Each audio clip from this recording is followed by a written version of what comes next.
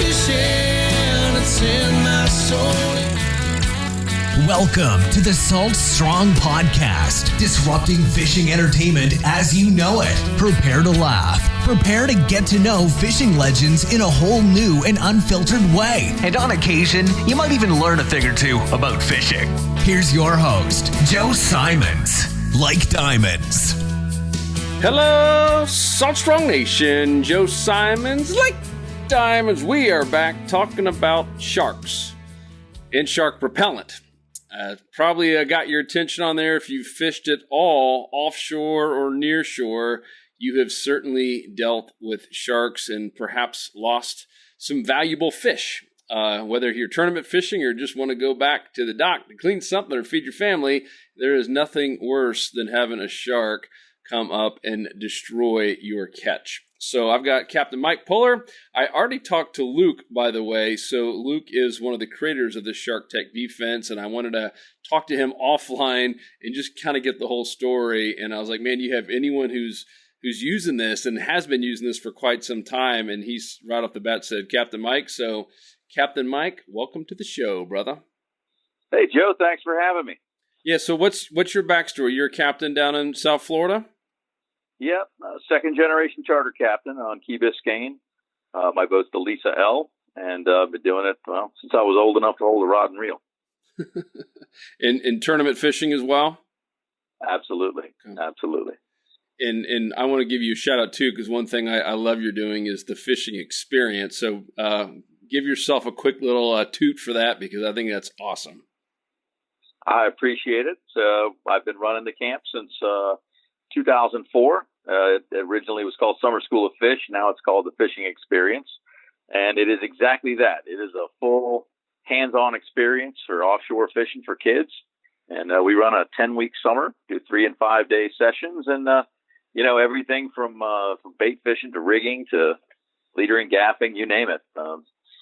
We teach it all.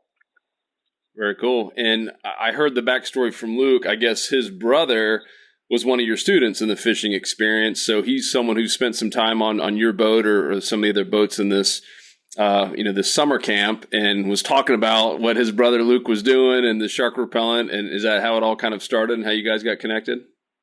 Yeah. His brother Tyler started me when he was 6 years old. Oh, wow. He's now 16. And he occasionally even mates on the boat, but he's been a ride along. I've taken him as an angler on some other pro boats. In fact, he won Master Angler in Operation Sailfish up there in one of the Quest tournaments this year. So cool. He's become quite the accomplished young angler. That's very cool. And so talk about just sharks in general. You've obviously been on the water. If you're second generation, you've been doing this since you were a kid. Have you seen sharks become worse, better, neutral?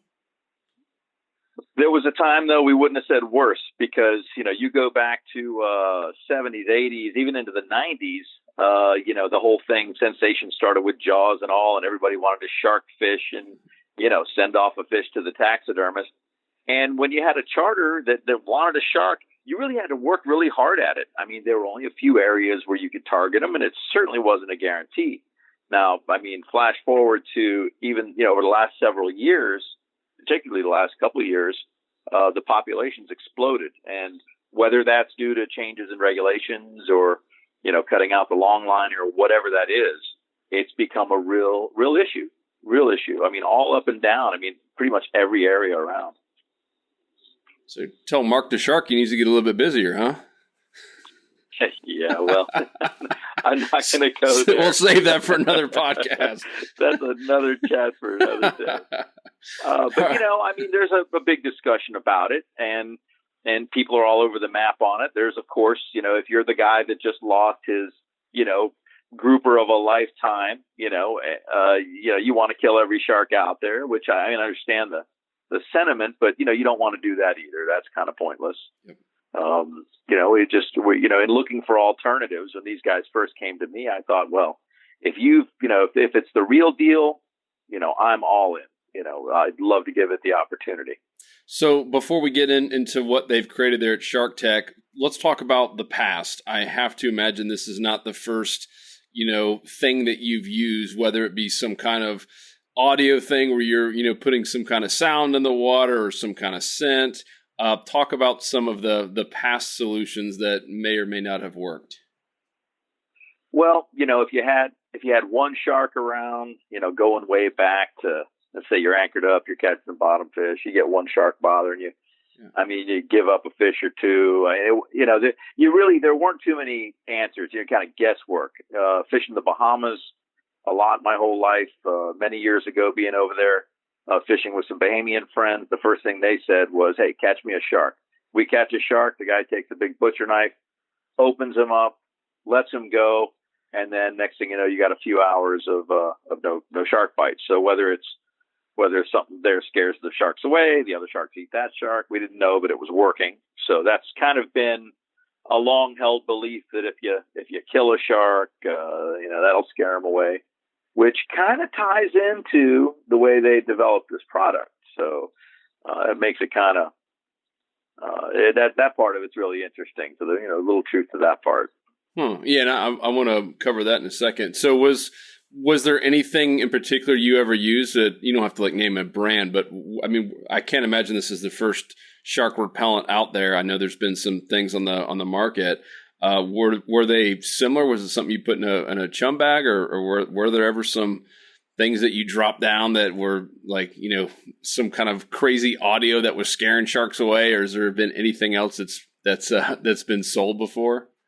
I don't know. I personally never bought anything. I think that over the years, I think they marketed various things that just more obscure stuff.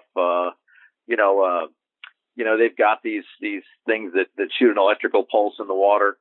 My diver tried to use one once. The only thing that happened was the thing rubbed up against him and whacked him, and the sharks were still around. So, the biggest issue was that, if you put something in the water, you could, if they were to put something even toxic in the water, okay, all right, we scared away the shark, but then you've just scared away or killed everything else around too. So, yep. That's kind of counterproductive. So nothing, I'm sure there's gimmicky stuff over the years, but nothing that really seemed legitimate. So on this whole killing a shark, is this science based? Where did that whole thing? Obviously, when you have 1 million people doing it over many, many years and saying, "Hey, this seems to work," we kind of put a shark out there. Is it the scent of a decomposing shark? Is it something else in the water? What is it? That's Well, they definitely smell something from a dead or decomposing shark. Not to give away too much of the proprietary info on this, but we've done interviews or podcasts before where the scientists behind this have discussed it, and they do use that as a base. They do use a dead shark as a base for the product. In doing so, it solved that other issue. It actually, their product is actually an attractant when it comes to other fish. So something about that scent is scaring off, or more importantly, turning off the shark. Because when I used it, the only time I saw the sharks there, they didn't leave, but they didn't eat. So, and we were concerned, there's the shark, but he never ate. They just shut him off. So something about that turns them off. And, but it actually attracted other fish. And we tested that by using it on some of our bait fishing spots, and just that product by itself in a chum bag. And we were drawing fish to the boat. So it's got an attracting quality as well, which is kind of a double bonus there. Interesting. So just tell us what it is. Is it what is it made out of? What does it feel like? What does it look like? How do you use it? The current form of it, of course, we tried many over the last. Well, we tested for about a year and a half, and it's just gone to market over the past several months here. The first, it was in various granular forms and all, but now it's essentially a brick that's thin, maybe about an inch thick. Let's say it's about, 10 by 6 inches. Okay. And you break off pieces of it. It comes in a package like that. It's kind of a dark blue color. And we just cut chunks of it off, and we put it in it's not hard, but it's definitely a solid. It's kind of flexible. if you grab the brick, it's sort of flexible.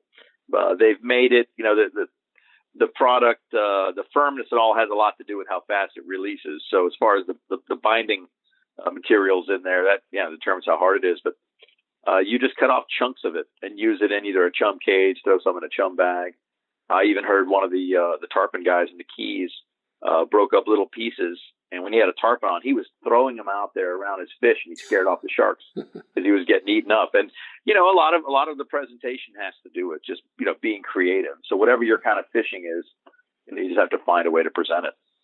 Got it. All right. So walk me through this. So we break off a little piece, and let's just say you have a chum bag. You're dropping it in with your chum, and it's got some like a time chemical release. How does it work? Yeah, it melts out, Okay. just similar to the way your chum would, Okay. and it actually disperses a lot like blood would disperse in the water. So that scent is going to really spread out. They say a shark can smell a drop of blood in basically a swimming pool of water. So it disperses that same way over a large area. So once it's in the water, it's got that kind of a saturation to it. So it doesn't, it's not like the shark has to be right next to it, or it has to be, like you see, a block of chum and you have little pieces coming off. It doesn't have to be limited to that little space. But you also got to play it with the current, obviously. Well, yeah, and that's a factor. Yep. If the boat's drifting, obviously it's gonna stay in the area with you. If you're on an anchor, it's depending on how strong that current is, that'll determine how much it spreads out. A very strong current is going to keep it in a more narrow channel. So you got to figure out a way to spread it around, whether that's top to bottom or side to side. We've done all kinds of crazy stuff, and it's a lot of it has to do with just figure out how your presentation is going to work best. You just find a way to get it out around you. And are you using it most trips now? We use it a lot I'll be honest with you, I run out of it really quick. I get on the guys to keep sending it because we're so happy with it. We do use it a lot, and therefore we run out really quick. Of course, with a charter boat, we get out there, more often than most. But if you've got a big investment, you're only getting out once every week or two, and you've got a lot going into it with your boat, your fuel, and it's the works to have one more thing in there that brings it all together and not lose those fish that's a game changer. Oh yeah. Yeah. I mean, especially if you got your friends out there too, and you're all wanting to go home and you're bottom fishing, there's nothing worse than reeling up half-eaten fish. Yeah, your day's almost over from the get-go. Yeah. I mean, it's either move or go home. Yep. You're just going to feed them to the fish, feed them to the sharks one after another. Yep. So you said you've been using this a year and a half or so. Just, kind of talk about some of the results, what you've seen. It was interesting. You mentioned that there's been sometimes you've still seen the shark, so it's not scaring them away, but they weren't eating your fish. Well, the first times we tried it, in fact, the very first time we tried it, I took a chunk of it and I cut off a piece of a chum bag and I wrapped it on a lead when I was dropping on a wreck. So I've got a main line to a three-way swivel, down to a lead where I wrapped a piece of that stuff on there too. And then, maybe 50 feet a leader behind that. And with a little bit of current, the scent of that is going back over towards your bait. But when we hooked up, probably even, more with the fish wiggling, a little agitation, it probably spread it out even further. But that scent was definitely back near our fish. Now, I led up to that day. In fact, I really pushed to get this stuff. And I said, look, if you got the stuff, give it to me, because I just went about 3 days in a row and I was getting eaten up left and right. It's a really great fish, even to the point where I had him on top, up behind the boat, and here he comes and just whacks a big mutton or a group or something. And that very first day we caught fish after fish after fish and not one shot. And I fished, a few different spots and not one shot from a shark. And we did that over and over again, but I still wasn't going to be convinced until I knew that a shark was there. And if for some reason the sharks just didn't happen to be there that day, I wasn't sold yet. And so I was actually looking forward to seeing them. Makes and sense. We did see them, and I thought, oh boy, here we go. But they didn't eat. They didn't even try to chase the fish. They hung around. They were curious. They wanted it, but it was almost like some kind of a barrier there. So they were smelling that stuff, and they just weren't interested in eating. So I thought that was really interesting. What kind of sharks were they? We get a lot of bulls. Okay. There are some sandbar sharks, and we do get hammerheads here. We get some duskies and some reef sharks, but a lot of bulls. There's been a lot, particularly the big sharks we're seeing. There's a lot of bulls. So, like, was this designed for any particular type of shark, or is it supposed to cover all types? No, I think that they all have a similar biology. Yeah. When it comes to this, so the trigger, I think, is consistent probably through all shark species. Certainly, most of them. So what's the most creative thing that you've had to do when you've got either a lot of current, or I assume you don't use this like when you're trolling, or maybe you do. What kind of applications are you using it on? I think it'd be a challenge trolling. Last year we did some permit fishing, and there are some of these big broodstock permit, big breeders that'll get out on some deep spots. And the sharks are pretty bad on them. Maybe you get one or two, but then after that, if you don't get them quick, they're all over them. So what we did was we had a really light current. We got up current of the wreck, and I took a leaded line. Actually, it was just on an 80. I put a big lead on there, and I used I made some floss marks on it. I used some long line clips attached to a few chum cages. And I would, put one about every, 15, 20 feet. And I just dropped it down. I went back and forth over the wreck a few times. It took me about, 15, 20 minutes. And then we pitched a couple baits, and we got a couple permits. And then we did it again. And I think that now I don't know how long it shuts them down for. I'd say between fighting the fish and getting back up current of it again, it probably took us, 15, 20 minutes to get all set up again. So it lasted at least that long without reapplying it. But it worked, and we did 3 drifts, and we caught, we had a pair of bites. Each one, we caught at least one fish each drift, and we didn't catch shark. In fact, I didn't even see them come up behind at that time. Usually they're all over you. Once they see somebody fighting fish there, and then the guys that fish for them know the particular spot I'm talking about, and they can, a lot of fish get sharks there. So you mentioned you don't know how long it works for the shark. How long is it lasting in your chum block? I mean, is it dissolving faster, the same rate? The way it's set up now, it's actually a fairly slow release. Okay. Of course, the water temp and how much current there is going to play into that. If you're dragging it around in a stronger current, it's going to go faster. But it lasts a good while. It doesn't melt out really quick.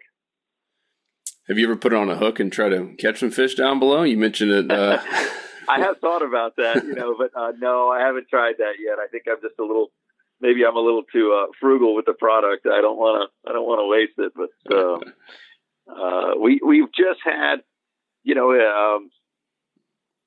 we get introduced, especially if you're in the business, you get introduced to new products, whether it's a fishing tackle or chums or other things, constantly. It's pretty steady, and some of it's just fly by night. So there's some good stuff out there.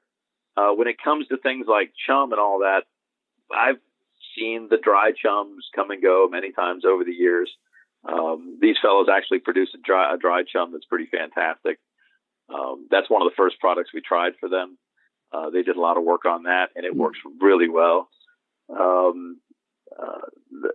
A lot of that stuff is, a little gimmicky. It's not much more than some grains and things. You've seen the pellets before. They've probably been soaked in some kind of a fish oil or something, and they have, limited success. So is that all on their site? I don't even see the chum. I'm not sure if the chum's going to market yet. Okay, got it. I'll be honest with you. We have, I've gotten the stuff pretty regularly from them, just throughout the testing process. Yeah. So I didn't even bother to look to see if it was up and they were selling it yet. We put a lot of focus, especially through the winter and spring here. We're putting a lot of focus on the SharkTec product. So, yeah, and it's SharkTec. If you and I'll put a link in the show notes if you guys are listening. So it's Shark and then TEC. defense.com. So SharkTecDefense.com. And once again, I'll put a link on there. So how much does it cost? I'm not on the site now, but how much? I'm not really sure. It's good to be there. There's a testing guy. A few texts and phone calls and chasing the guys down. I'll be honest with you, I don't really know, but it gives everybody a good excuse to go check it out. I'm going to go over here real quick here. Hopefully, I'm hoping that they've posted a video. They did some testing. They had the stuff in these gas canisters, and I saw it actually for the first time recently, where they did just a plain gas canister. You got divers in the water behind a boat. Let's say it's a video from the tower, and you can see all the sharks around. They threw the canister in, and the sharks kind of flinched, and then they came over, and it looked like they were maybe even biting at that. Then they threw one out there with the product in it, and the sharks just freaked. They left. They started to come back. They got a whiff of that, and then they took off, and they were gone. It was really impressive. Hopefully, and if they haven't yet, I'm going to push them to do it. I know they're planning on posting that on the site. Is that something it was a pretty impressive display. Yeah, I want to see that. I'll email them if it's not on there and see if we could get at least a YouTube link or something to embed it. But so I'm on their site when there's a buy now button, and the only thing I see is the shark repelling chum. So they're going to be selling normal chum, which is a smart play. So it's $24.99, so $25, and it says repel sharks from fishing line and around fishing boat, decreases lost fish and lost rigs due to shark interaction. Each bag contains 1.25 pounds of SharkTec's shark repelling chum cage and chum bags sold separately. So how much? I assume the bags you're using are 1.25 pounds. How long does that last? Obviously, you're out there every day, but how long would that last someone? Is that a day, essentially? Or if I'm fishing that, if I'm using that in pieces for dropping, I'm probably using maybe not even an eighth of that, maybe less than that even, maybe a tenth of that at once. And I'll get a few drops out of that. If they're quick drops, I'm catching fish quick. It can go on for quite a while. There are a number of applications there. There are guys I've seen that just break it in chunks and use the whole thing in a chum bag while they're yellowtailing. Once they get them going, those guys, they'll use 25 pounds of chum at a time. And they get a big ball of yellowtails up and they don't want to stop. So they'll just go ahead and say, listen, what I've got into this already, I'll throw a whole block in there. Got it. But I would say for the average guy, you can make that last a bit. That's it's not something you have to soak in the water for an hour either. Yeah, it's cool. It looks like there's 9 reviews, and they all appear to be 5-star. That's cool. Shark repelling chum. So are you seeing a lot of other guides and captains and tournament anglers down in your neck of the woods starting to use this stuff? There are a few, and to tell you the truth, we're actually the toughest sell. Professionals are definitely the toughest because whenever somebody has something to pitch, they come right to us and say, "Hey, we'd like you to try this." And it's kind of like we've seen it all.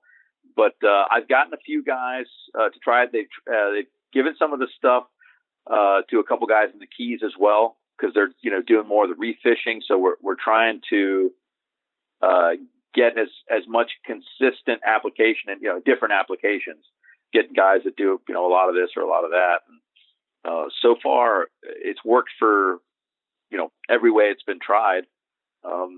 We're working our next step right now. We're working on helping the guys up in Jupiter who are king fishing, who were having some limited success in getting dispersal.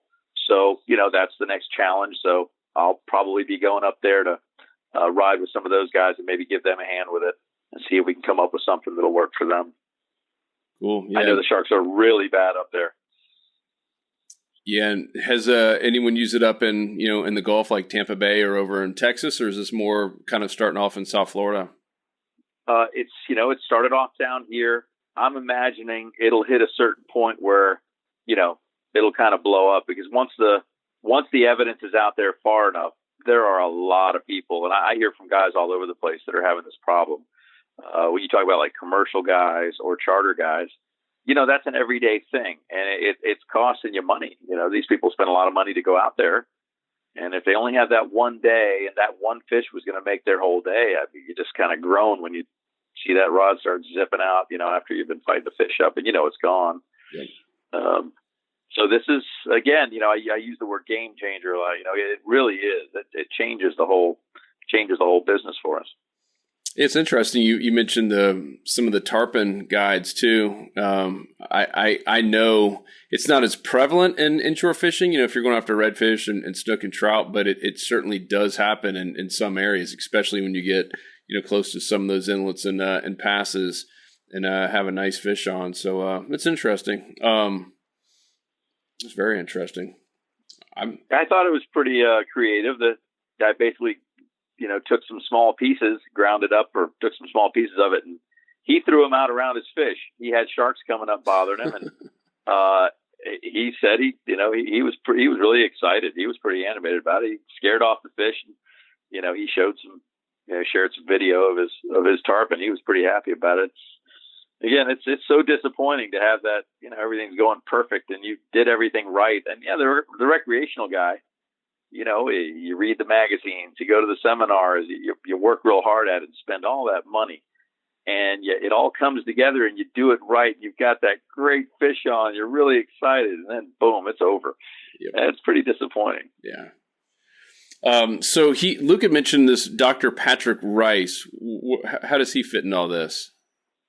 Well, he's the one that's developed this, and okay. He's actually the one that had the video I was talking about. Got it. In fact, you probably want to reach out to him. He can send it to you directly. Pretty brilliant fella. He can go into more detail with you about their development, based on the dead shark and how much they can produce a lot of product from one dead shark. So the bycatch or incidental catch or, just a random shark that dies, it's not like a bunch of sharks have to die to make this stuff.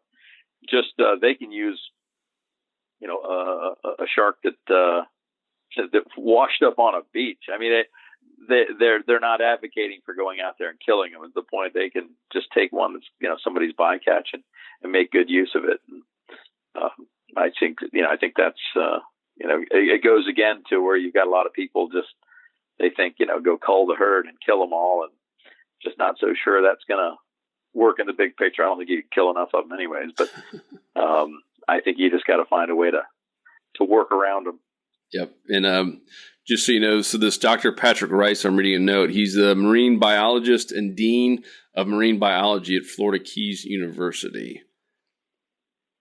So that would be cool. And I wanted to have you on first, though, just to talk to, a real captain who's out there using it and seeing, results before I had the scientists come on and blow us away with all kinds of crazy stats. So you mentioned, using, dead or decomposing sharks is one of the materials. So it is all this stuff, I guess, organic. Is that the right word? Non-toxic is probably the better. Yes, it is. Word. Okay. Yes, it is. And that's been a big question from a lot of folks. Is it safe? Is it doing anything to the fish? Is it hurting the shark? Is it, and it's all natural, naturally occurring material. And it's based largely on that, the dead or decomposing shark. But everything in it is safe and non-toxic, and I mean, I wouldn't eat it, but yeah. To answer your question, it is a natural product. Cool.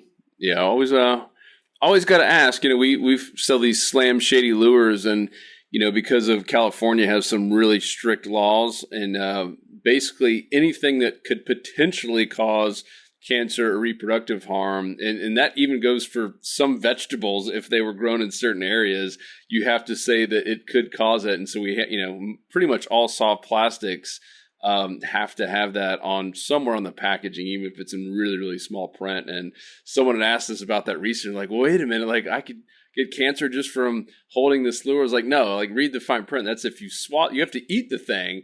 I was like, I would definitely highly recommend. Only if you live in California. And only if you live in California. If you eat a Slam Shady lure, that it could end up hurting in the long run. So for all you kids listening that might have tried Tide Pods and stuff, do not eat your Slam Shady lures or your shark repelling chum. That's right. Do not eat your shark repellent. So that's cool, man. So everyone, check out the site. Especially if you're, offshore fishing, nearshore fishing, hitting some of these wrecks and reefs and tired of it. I mean, give it a shot. I mean, to me, $25 is pretty cheap in the big scheme of things. Knowing how much it costs, just really for one day of fishing with all the tackle and, gas and obviously a boat to go offshore. And so we'll put a link there. I want to shift gears too and talk a little bit more about this fishing experience. We've always been intrigued by that. There was a group here in Tampa. I don't know what's happened with the whole virus, if they're still doing theirs, and theirs was more, inshore. Kind of talk about how this whole thing came about and progressed. I'm curious on the fishing experience side of things. Well, the first time we thought of doing something, it was actually a mate of mine, just kind of spitballing, how are we going to get busier in the summertime? And he said, we should take a few guys out and give them fishing lessons, and just charge them by the head to go for fishing lessons. And I thought, I've tried to teach a lot of adults how to fish, and this is going back, 2003, 2004. I think people are more open to learning now, but and I said, I would just rather start them off before they know anything. I feel the same way about training mates. I would just rather take them from the beginning before they developed any bad habits. Yeah. And it took me about 10 seconds to go from that thought to, wow, we could just take out all kids. I can make this a summer camp. And, I just, kind of hit the ground running there, spent the next few months figuring out how I was going to do it, building a website, et cetera, and how I was going to get the word out. And before that summer of 2004, I put out some radio ads, and they didn't last long. They're very expensive. And, but from the time the first one aired, we sold out the camp in about 2 days. Wow. And I started that first year with 4 weeks of camp. I took 2 groups out per day, 2 groups of 6. And I hired another captain to stay on land with one group while I took another group out. They taught them how to, on land, we set up a casting range in our marina. We taught them how to throw a cast net, knot tying, et cetera. Yep. And then I'd come in for lunch and switch the groups out and take off again. Ultimately, we decided to teach all that other stuff on the boat because, in the end, the kids just really wanted to fish. So I thought, well, we'll just do this on the fly, teach everything out there on the boat, keep them out all day. And then we expanded after about the 4th year. We were adding a week or 2 because the parents, after it was over, would say, hey, can you put another one together? We still have a few weeks before school starts. Ultimately, I expanded to a 10-week summer, which is wire to wire on the school vacation. So school's out on a Friday. The following Monday, we start up with camp, and all the way up until the week before school starts. And I have as many as 3 or 4 boats every week going out. Dang. That's so cool. And so these are all local kids, or are they actually you boarding them and everything else, or what? Feeding them? The majority are local. We don't do any, it's not a sleepaway camp. Gets really complicated. I've had people ask. I've had a couple people put together plans for me. It's logistically extremely challenging, and the liability is really high. So we shelved that idea. But I do have kids come from all over the place, from all over the country, all over the world. In fact, I have every year a few kids that are coming from South America, from Europe, and they base their trip. I know not everybody can travel internationally for their kid to go to a summer camp, but families visit to base that trip around getting their kid this experience. There's just nothing really like it anywhere in the world.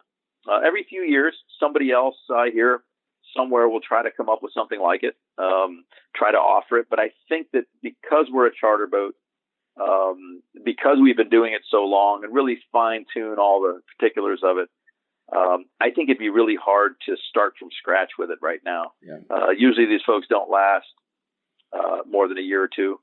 They just decide it's just too difficult to put together. And I know some really fantastic fishermen that don't really have the patience, let's say, or temperament to fish with kids all day. It's different. It's different.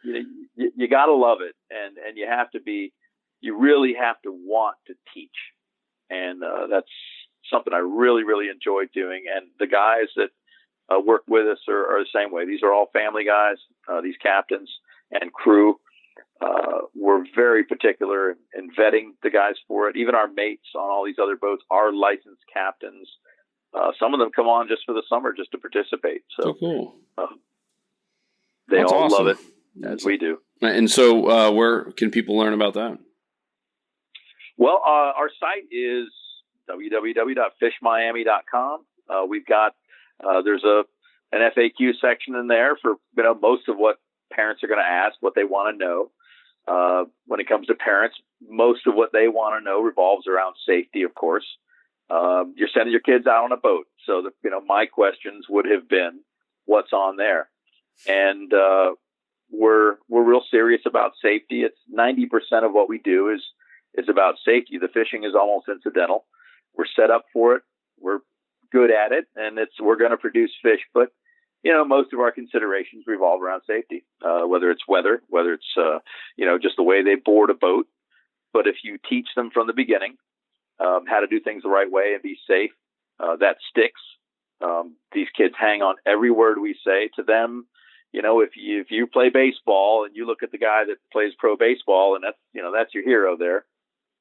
Not that any of us have that celebrity status, but the kids really, really believe in what we do, and you teach them the right way out of the gate, it sticks. Cool. And when it comes to weather, we take no chances. Yeah. Summertime, it's usually calm, nice weather. The afternoon storms come in after we're done. But if we do get weather, it'll happen occasionally. If we have to cancel a day, we cancel a day, and I can give them a makeup day later. Nobody complains. Yep. And I'll wait till the last minute if I have to. Sometimes I'm up at 4:35 in the morning watching the radar. But just always err on the side of caution, and we don't take them out in heavy thunderstorms, high winds. If it's even just widespread rain, if it's not fishable, we can always just pick another day. Very cool. And of course, you're teaching them about how to repel sharks. That's it. Oh, the kids get a kick out of that. They feel like they've seen the real secrets.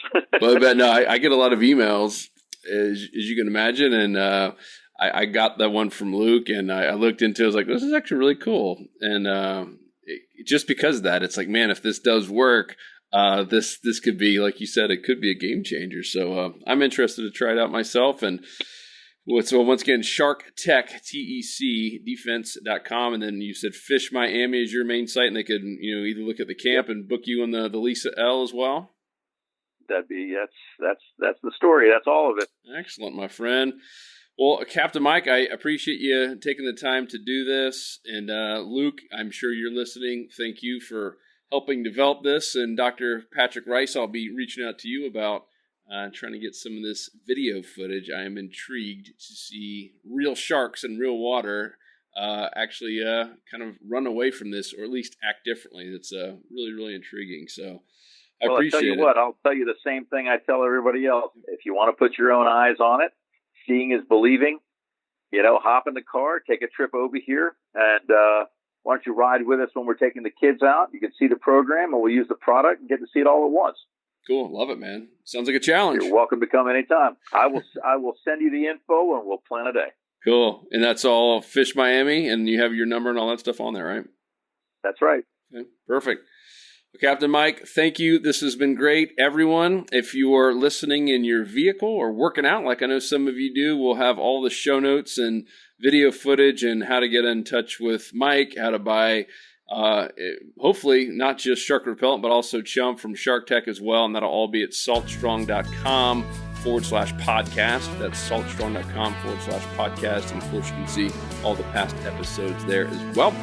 And otherwise, I will talk to you on the next episode. Peace. 'Cause fishing, it's in my soul. It was